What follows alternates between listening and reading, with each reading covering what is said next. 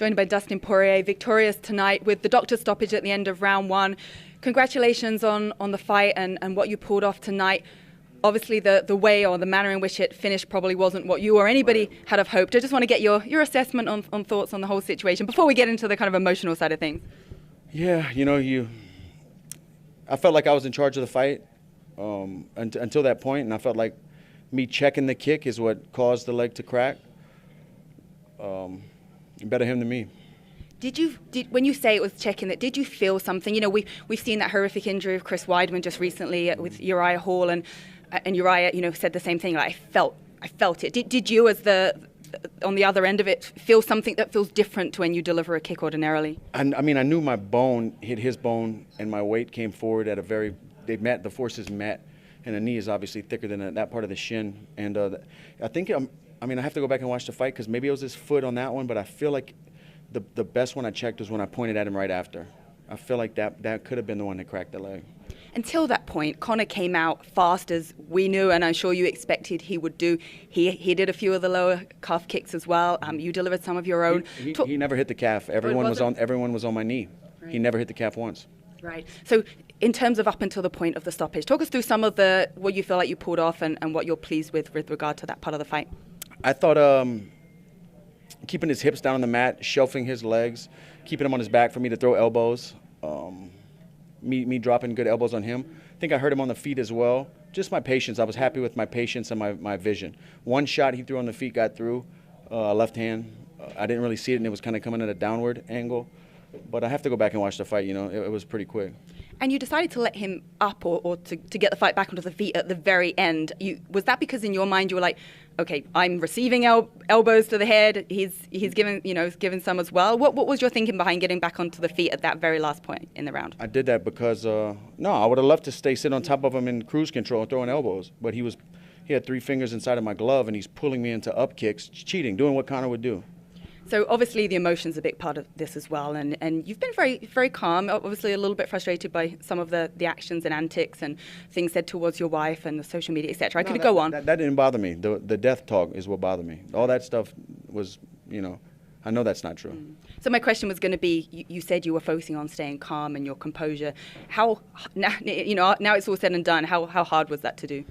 It wasn't. I felt very calm in there. I made that walk so many times. I felt very calm. And then seeing the injury that Conor's suffered as a result of this, you still feel from you that there's, you're still angry about it. That, obviously we don't wish that on anyone. You said yourself you want him to go home safe to his family. He was sitting there on the mat with the broken leg, doing like this, telling me he's going to kill me still. Like, what are you doing, bro? Yeah. That's disgusting, man. I'd break his other leg. So as a result of this, do you feel this chapter's fully over now? Do you feel like you can put this one, because this was really to kind of end the chapter, wasn't it? Do you feel in your mind that you can put this to rest now, or do you still think there's something there that needs finishing? Of course not. I don't think this is going to be put to rest, but he's got a long road ahead of him with recovery from that kind of break, I'm sure. I don't know a whole lot about it, but I think it takes a while, and we'll see what happens, If I fight again soon, it's going to be for UFC Gold. And right now I just want to go home to my family and relax. Absolutely, but let's talk about that, the UFC Gold. Obviously you took this fight, and Dana White said, credit to you for taking this fight. A lot of money was involved in taking this fight, and you said, well, I need to beat Conor to beat to be the champion anyway. So you've done that now. You move on to fight Charles Oliveira for that undisputed title. What does it mean to you to get this opportunity to fight for that title again? I'm excited about it. I've been fighting. And to fight against a guy like Charles, we have similar paths. We've both been beat up and climbed back up in 2 different weight classes. He fought featherweight as well. And we both grew up in the octagon. I think he's been in the UFC 10 years or more. I've been in the UFC 10 years. So, I have a lot of respect for the kid. He's put in a lot of work, and he's very dangerous. And he never lost hope, and that's what happens when you keep grinding. You're completely right. Both of your stories are really nice to see, and I think for a lot of people that respect between the two of you will be a nice build-up to the fight as well. You want to get back to your family, obviously, but how soon would you like to get in there to fight for the title?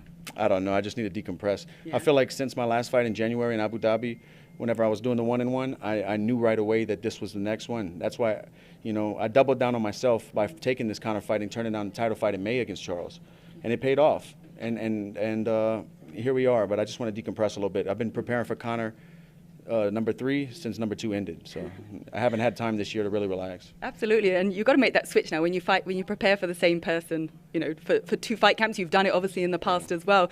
You got to kind of get into a different mindset. You've got this jiu-jitsu specialist ahead of you now in Charles Oliveira. Have you allowed yourself to think about how you might fight someone like Charles? I mean, after the decompression phase, obviously. Probably just calf kick him, really. Is that going to be the technique going forward? I don't know. We'll see. We'll see. I would definitely have to step my jiu-jitsu game up and get back on the mats with some really good guys. And we have all that at American Top Team. And even back home, I'm lucky enough in Louisiana to have very high-level jiu-jitsu practitioners around me. So I can get my neck choked up whether I'm in Florida or in Louisiana. So that's good. I'll start working on that. And talk to me about the crowd tonight. I mean, it was absolutely insane. Just from in our room here, we can just hear the noise, the roar from the crowd. How did it feel like to walk out to a full arena once again? It sucked, man. People were yelling all kind of crazy stuff as I was walking to the ring. We couldn't hear that part. Yeah, I could hear it because it's directed right at me. But it's all good, you know. I'm just happy I'm in a place where I don't care about that stuff. I hear it, but it's just whatever. Your mental game seems to have just improved so much. And I was talking to Gilbert Burns just a moment ago as well about coming back from that loss against Kamaru Usman and having to get your mentality right as well. If you were to give a percentage to the physical training and then the mental work you do, I know your nutrition's spot on and everything you do with metabolic tracking, all that kind of thing, but if you were to put a percentage on the mental side of things and growth that you've had, what would you say it is? Over the last, you know, it kind of started when my daughter was born, but I would say over the last 3 years has been and I don't know if it's like my mentality towards fighting or just life in general, just kind of focusing on what matters and what I can control, and that's it, you know, whether it be goals that I set outside of fighting or goals in fighting or critics or opinions. I kind of just know what's important, and I know who I am, so people can't tell me who I am. You know, I know who this guy is when I look in the mirror. So that's kind of just growing up, I guess.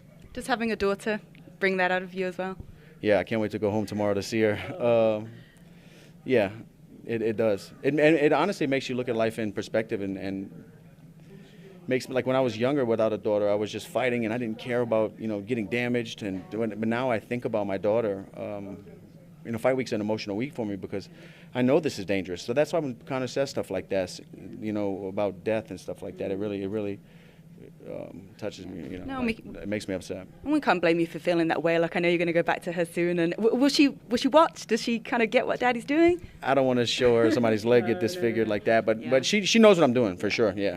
She sees some of the hype around it as well. Well, enjoy that family time, decompressing, all those things, and congratulations on the win tonight. We're looking forward to that title shot. You definitely played it right, as you said, and rest up. Thank you. Thank you so much.